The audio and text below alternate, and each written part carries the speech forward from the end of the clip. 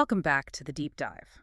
Today, we're doing something really important, I think. We're cutting through all the noise. Yeah, the crypto hype, the next big app. Exactly, all that stuff. We're talking about real sustainable wealth, the kind that doesn't always make headlines. It comes from what we're calling boring businesses. It sounds a bit, well, boring, right? But the source material we're looking at makes such a strong case for them. It really does. If you genuinely want to build something solid, something scalable, you probably don't need some revolutionary idea. Yeah. Often it's about finding something kind of unsexy. Something that just works. Yeah, and requires that commitment, that discipline. We're really diving into the playbook of someone who's mastered this, David Heacock. He's the CEO of FilterBee. And FilterBee makes air filters, simple air filters. Simple air filters. And they're doing, get this, $22 million a month. That number just, it stops you, doesn't it? $22 million monthly, selling air filters. It's kind of the ultimate proof, maybe, that the least flashy industries can sometimes give you the biggest results. Absolutely. So our mission today is to get past the cool stories and really understand the systems, the operations, the financial thinking behind making millions, maybe even billions from these non-flashy businesses. We want the how and the why. And the core idea here, it really pushes back against a lot of what you see online, doesn't it? It does. Most people, especially when they're starting out, they chase the trends, the things getting attention. Crypto, dropshipping, sauce apps. The stuff that looks exciting on social media. Right. But the sources we're digging into consistently show that the real lasting success, it's often hidden in simple industries, solving everyday problems. The hype, honestly, it's often just a distraction. Stability, cash flow, that's the real goal. It's that contrast, isn't it? Chasing wealth versus chasing, I don't know, fame or followers. Exactly. Fame fades, trends change. But people always need, say, their air conditioning to work or clean clothes Or someone to take away the trash. Yeah. That demand is constant. It's evergreen. Okay, so what makes these boring businesses tick? What do they have in common? Well, the source points to three key things. And you really need to look for these before jumping into any market like this. First, there has to be high demand. Stuff people always need no matter what. Right. Recession or boom, the need is there. Second, they tend to have low online competition. Why?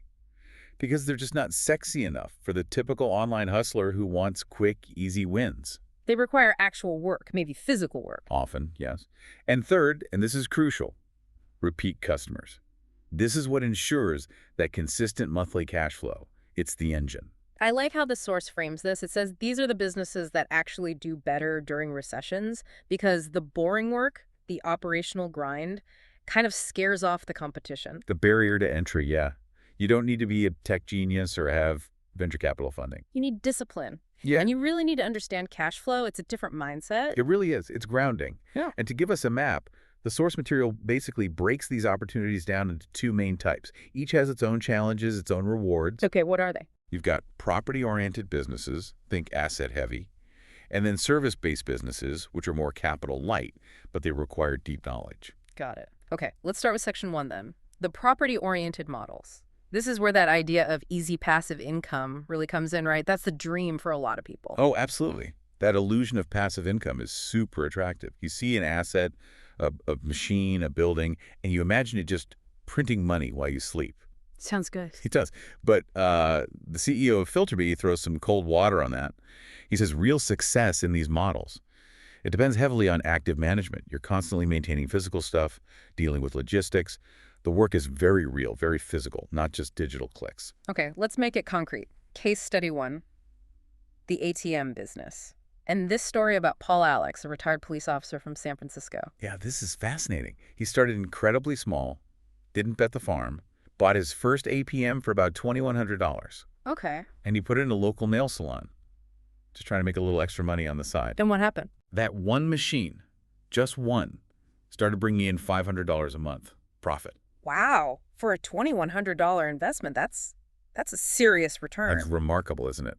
And notice how he de-risked it, kept his day job, kept the initial investment low, and he went local, used relationships he already had to place that first machine. Smart. So he didn't just jump in head first. Not at all. And the scaling was just as methodical. That discipline, again, it wasn't 0 to 60. It was one machine, maybe two becomes 4.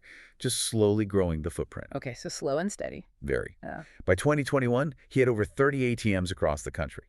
And that $10,000 plus a month profit let him retire from the police force. And now the company, ATM Together, is doing what, 8 figures? Over $8 million a year, yeah. But we need to dig into why that slow, deliberate scaling worked. It's not just buying machines, it's the operational reality, the boring work behind the scenes. Right. It can't be as simple as just plugging it in. What are the real challenges, the things you have to get right? Okay, 3 big ones. First, location, location, location. But it's not just finding a spot, it's negotiating to keep it. Ah, okay. So you need deals with the store owners. Constantly. You're negotiating lease agreements, Mhm. often splitting the transaction fees, maybe paying a monthly rent. You need high traffic, good visibility. And you have to keep those relationships strong because if a better offer comes along for that floor space. They're out. And your machine stops earning. Exactly. So that's constant work. Second, this is the big one, cash management and security. Yeah, that sounds stressful. You're dealing with actual stacks of cash. It's probably the single biggest operational headache. You're responsible for physically moving and securing thousands of dollars.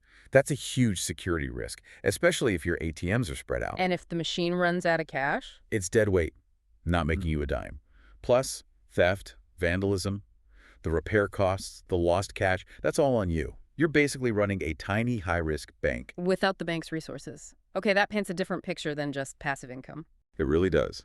And third, you have to understand the money side, the interchange fees. That's not just the $3 fee the customer pays. No, that's part of it. But the real mechanics involve the fees negotiated between banks for allowing transactions. It's this complex web, often paid per transaction.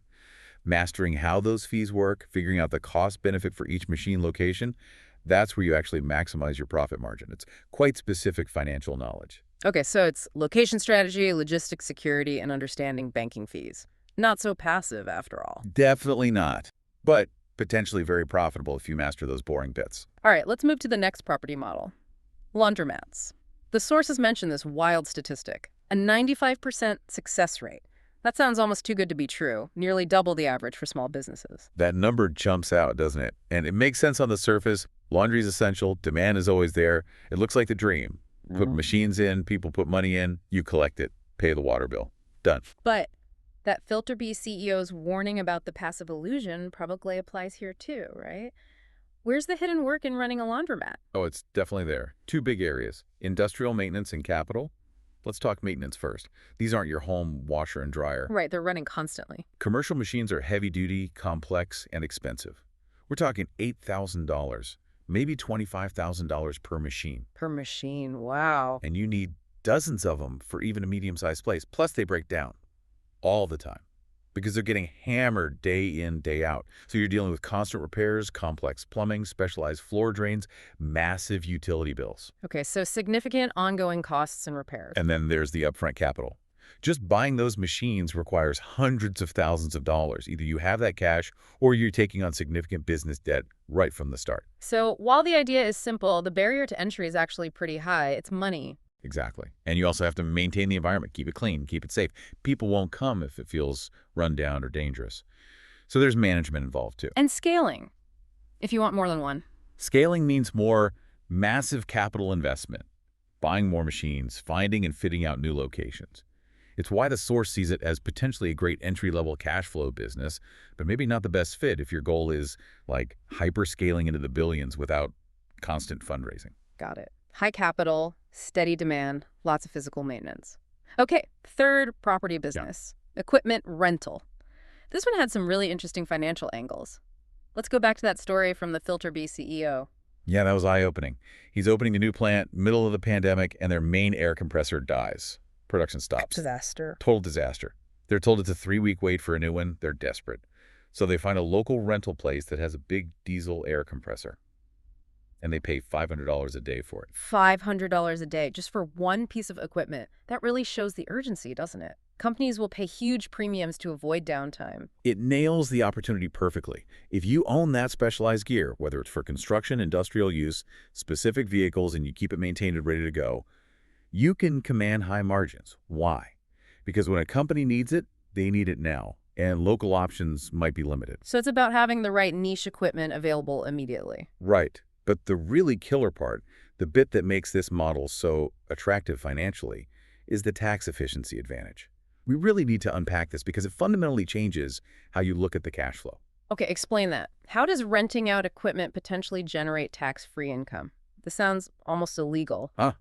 It's not illegal. It's about understanding depreciation, specifically accelerated depreciation, like under Section 179 in the U.S. tax code. Mm. Normally, if you buy, say, a $100,000 piece of equipment, you'd write off that cost over several years. Right, spread it out. But accelerated depreciation, as the source explains it, lets you potentially write off that entire $100,000 purchase cost in the very first year against your gross income. Okay, hang on. So let's trace the money. I buy the machine for $100. I rent it out and make, say, $60,000 in income that first year. Right. But I get to deduct the full $100K purchase price from my income. Exactly. So on paper, you have $60K income minus $100K deduction. That's a $40,000 loss for tax purposes. Even though I actually have $60,000 cash in my pocket from the rentals. Precisely. That $60,000 cash comes in effectively tax-free in year one, which gives you this incredible immediate cash flow boost. You can then take that untaxed cash and reinvest it, maybe buy more equipment, and repeat the cycle. It's a powerful way to scale rapidly using tax advantages. Wow. Okay, that's a game changer. Owning assets that lose value on paper but hold high value in the rental market. And the source thinks this market is getting bigger. Absolutely. With all the talk about tariffs, supply chains, bringing manufacturing back to the U.S. Reshoring, yeah. Right. More domestic manufacturing, more construction that directly fuels demand for specialized rental equipment. The source sees this as a strong growth area for the next decade, potentially less tied to economic cycles than other sectors. Okay, but like the others, there has to be a catch. The boring reality, what is it here? Two big things again, logistics and maintenance. Rental equipment gets beat up. Customers don't always treat it gently, so you need a serious budget and system for constant maintenance, preventative stuff, and fixing things when they break. You can't rent out broken gear. Makes sense. And logistics, getting that heavy specialized equipment to the customer. It often needs flatbed trucks, special permits, careful scheduling, insurance. It's complex. You might have the best excavator in the state, but if you can't deliver it when and where the construction site needs it, reliably. Someone else gets the business. Exactly. The logistics can be a real bottleneck. Okay, so property businesses. Great for steady cash flow, often high barriers to entry due to capital, unique tax perks sometimes, but very asset-heavy and operationally demanding on the physical side. That sums it up well. So if we want to talk about scaling maybe even bigger, potentially to hundreds of millions or billions, but maybe without needing those huge upfront capital injections constantly, we need to pivot to the second category, service-based businesses. That's the shift.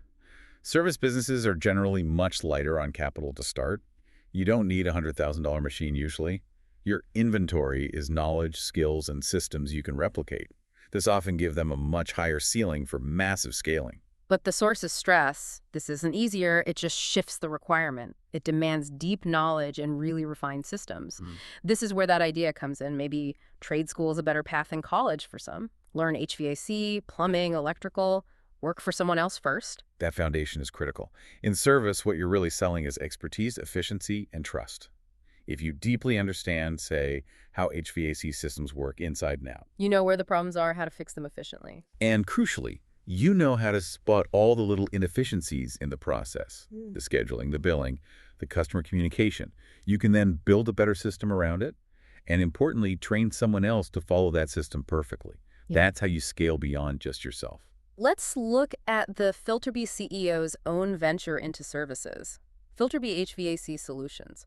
What was the playbook there? How did they approach it? It was very deliberate, almost like a military campaign, but for air conditioners.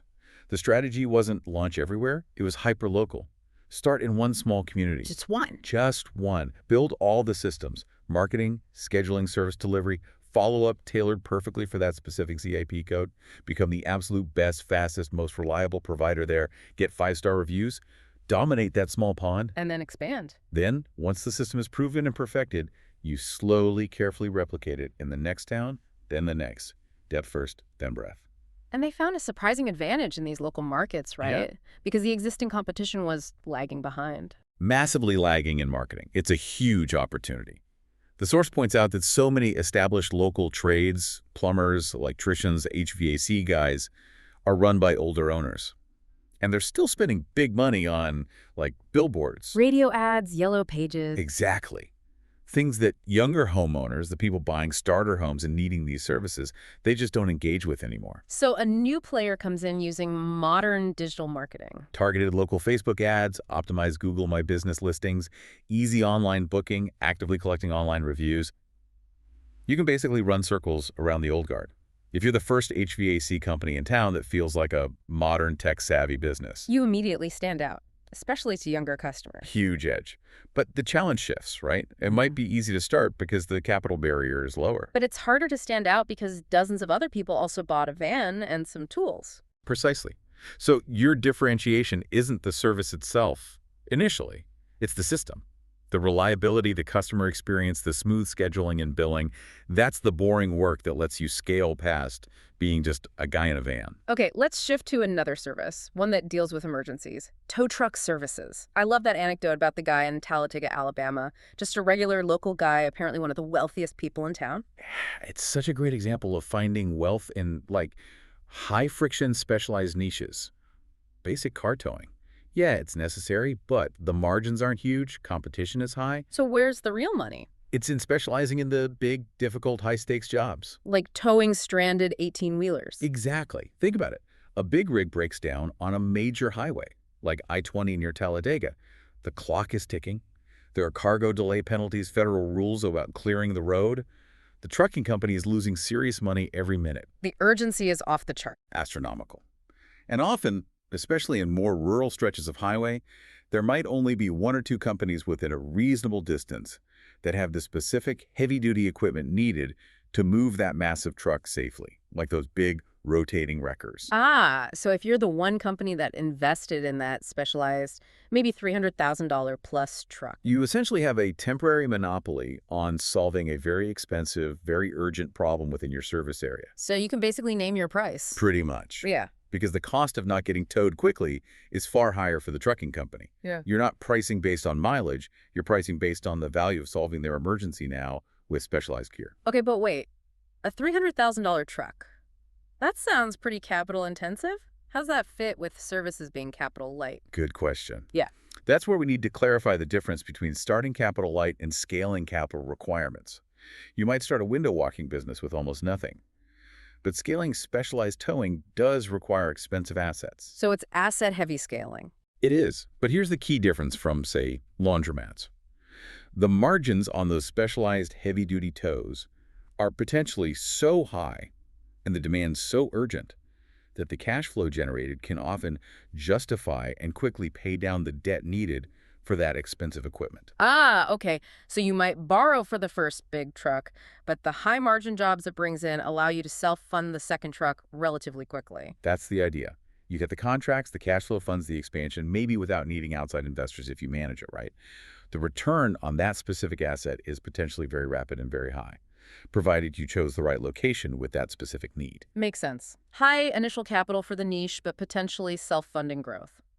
What's the boring work here, though, besides driving? Oh, it's intense. First, maintaining those incredibly expensive, complex trucks. They take a beating.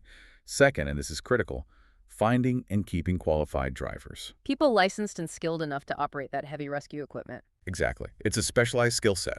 These drivers are scarce, highly valued, and your entire operation depends on them being reliable and professional. Managing that specialized labor pool is a constant challenge. Got it. Okay, finally, the giant of boring services. Waste management.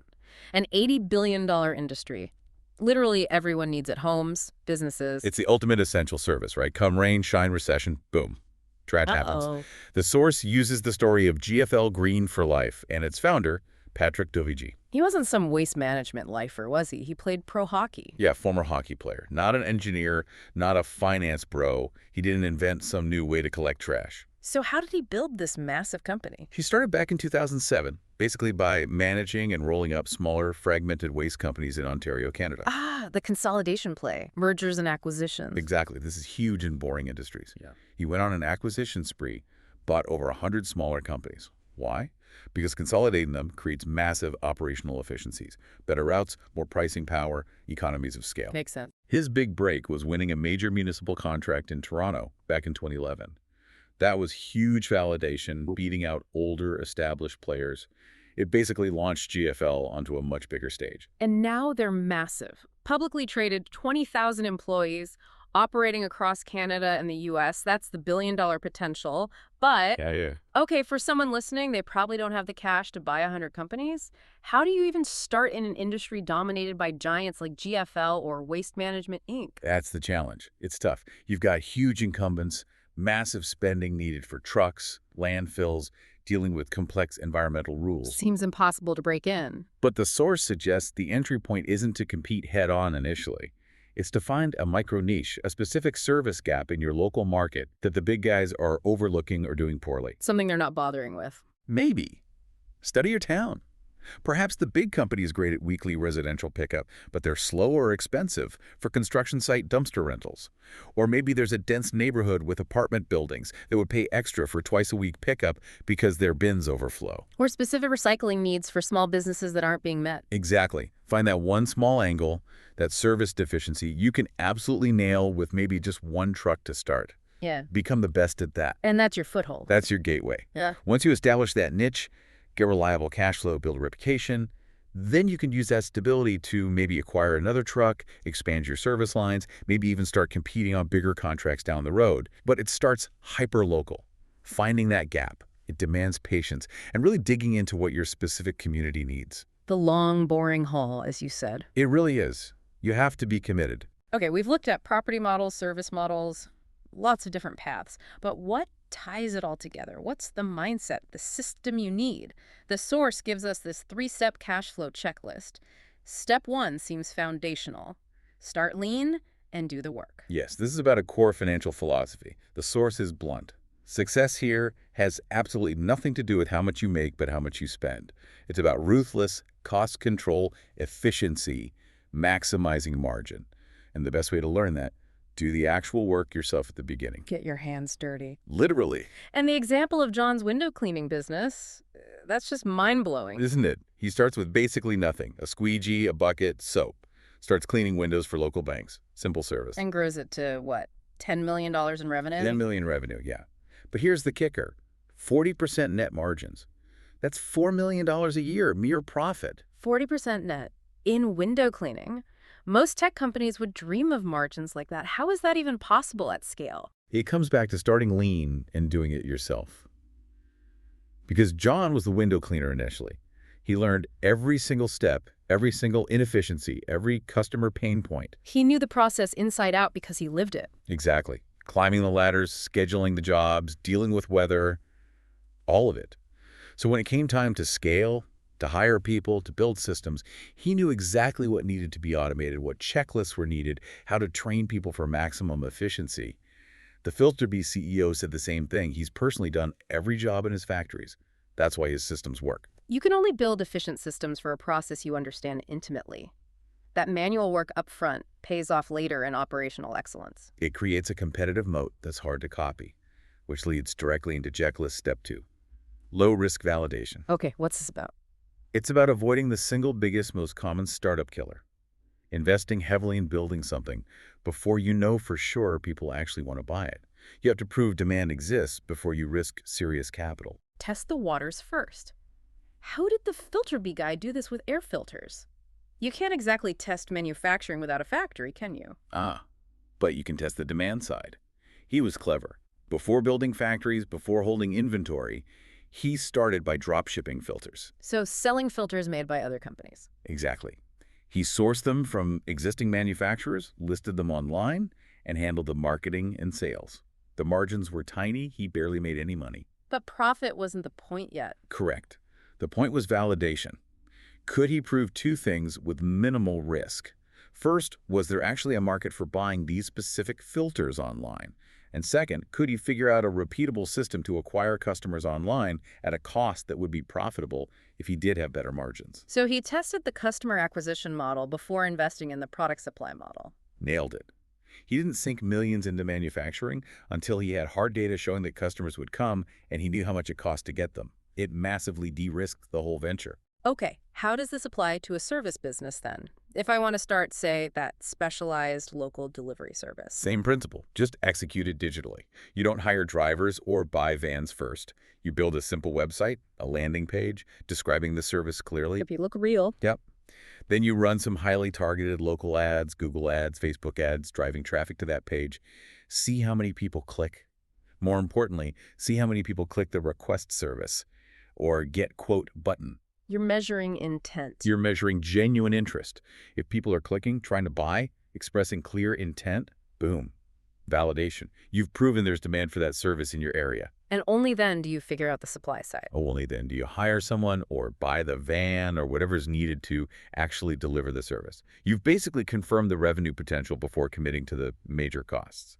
It flips the traditional startup risk model on its head. Minimizes your upfront risk almost to zero. Very smart. Okay, that brings us to the third and final checklist item, hyper-local focus before scaling. This addresses another huge mistake. Trying to grow too big too fast. Yes. Spreading yourself too thin. Losing focus, yeah. Even if the idea is good. Focus is everything, according to the source. If you try to be everywhere at once, your quality drops, your costs spiral, your customer service suffers, you lose what made you special in the first place. And the classic example they use is Domino's Pizza. Domino's? How so? Think about their origins. They didn't launch nationally. They weren't trying to be everything to everyone. Back in the 60s, they focused intensely on one place, Ypsilanti, Michigan, a college town. Right near University of Michigan. And they focused on one core offering for one specific customer. Fast, cheap, delivered pizza for college students.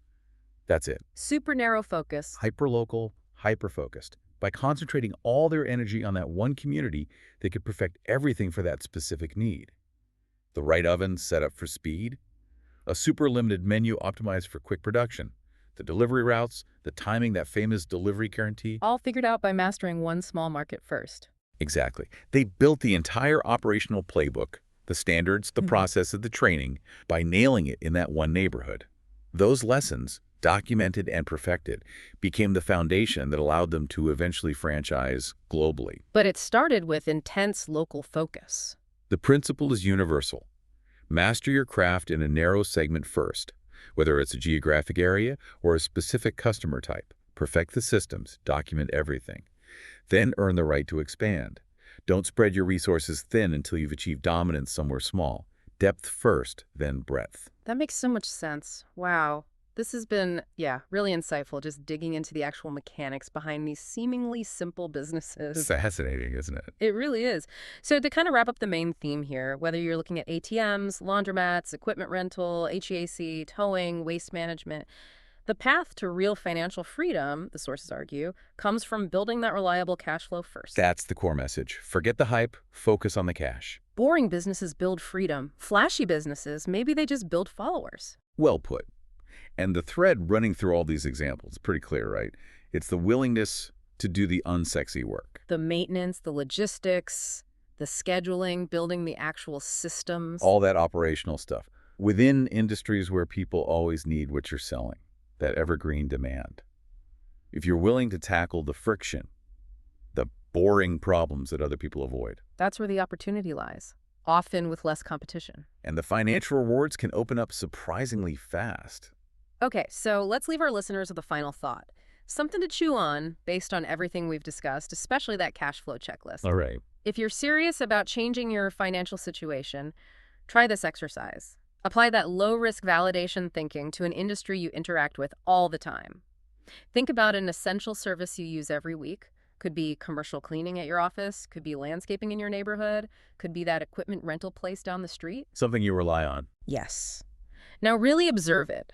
What specific angle, what part of the service is your current local provider missing? What are they doing poorly? What's a point of friction for you as a customer? Is the scheduling a nightmare? Is the communication terrible?